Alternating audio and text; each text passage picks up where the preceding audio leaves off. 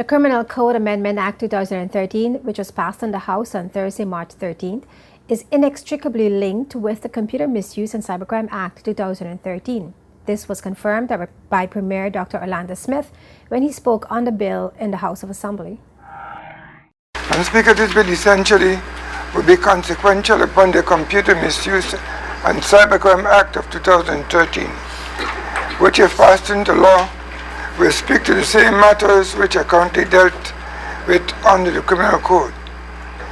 Therefore, in order to remove the potential conflict between the two pieces of legislation, the Criminal Code is amended to revoke its provisions dealing with the matters that are the subject matter of the Computer Misuse and Cybercrime Act 2013.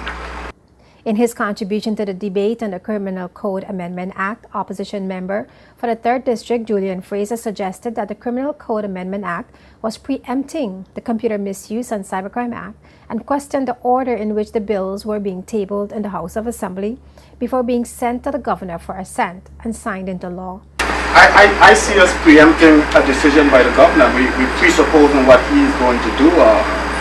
What happens if this piece of legislation, if the governor doesn't assent to the amendment to the criminal code? What do we come back here again to remove that section from the cyber legislation?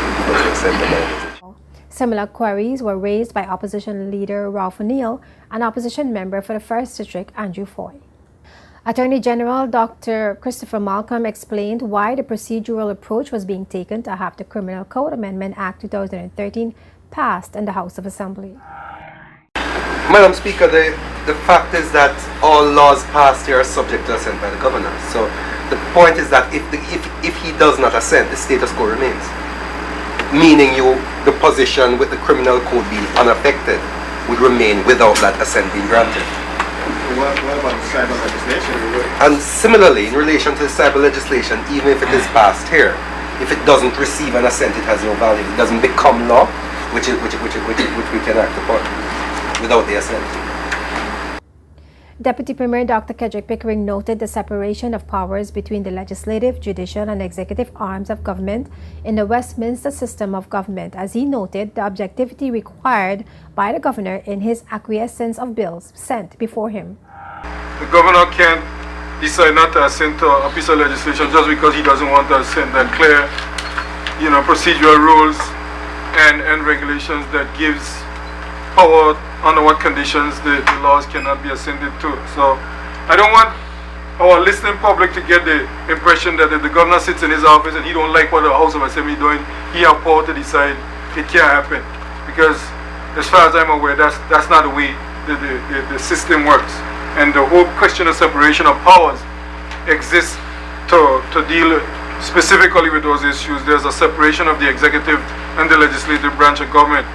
The governor represents Her Majesty the Queen.